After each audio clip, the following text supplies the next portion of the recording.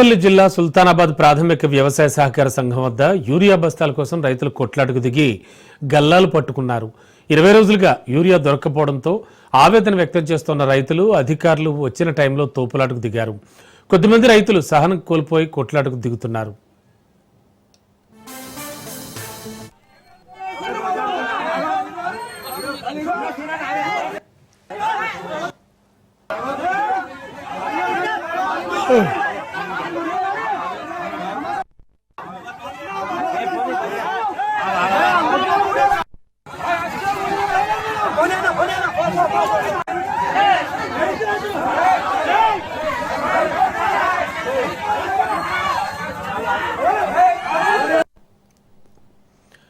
అటు కరీంనగర్ జిల్లా హుజూరాబాద్, సైదాపూర్, శంకరపట్నం మండలాల్లో యూరియా కొరత రైతులను వేధిస్తోంది.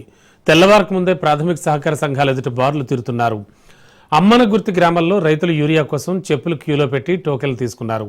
సందట్లో సడేమయ్యానట్టు వ్యవసాయాధికారులు, సిబ్బంది వారి దగ్గర వాళ్ళకి ఇచ్చారని రైతులు ఆవేదన వ్యక్తం చేస్తున్నారు. ఇవాళ రాష్ట్రంలో యూరియా కొరత వచ్చింది.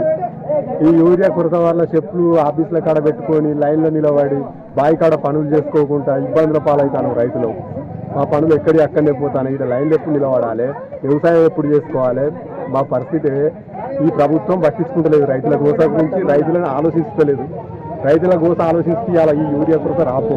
ఇది మా యొక్క రైతు బాధ.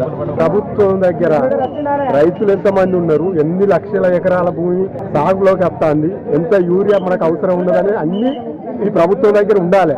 వ్యవసాయ శాఖ ఏం చేస్తుంది, రైతుల బాధలు ఎందుకు పట్టించుకుంటలేదు, ఇండియన్స్ ఎందుకు పెట్టుకోలే, ఈ బాధ ఏంది మాకు, ఎట్లా వ్యవసాయం చేసుకోవాలి. మన మండలికి ఈరోజు వచ్చేసి 450 యూరియా బస్సులు వస్తున్నాయి. 450 యూరియా బస్సులలో బొమ్మకల్కి వచ్చేసి 100 బస్తాలు, అమ్మనగుర్తికి వచ్చేసి 100 బస్తాలు, గుండ్లపల్లికి 75, గుడిశాలకి 100 బస్తాలు, గుజ్జులపల్లికి 75 బస్తాలు ఇవ్వడం జరిగింది. మనము రైతులను ఏంటంటే నిన్న చెప్పడం జరిగింది, పొద్దున చెప్పడం జరిగింది మనకి ఎంత అలాట్మెంట్ అయింది, మనం ఎన్ని టోకెన్లు ఇస్తామని.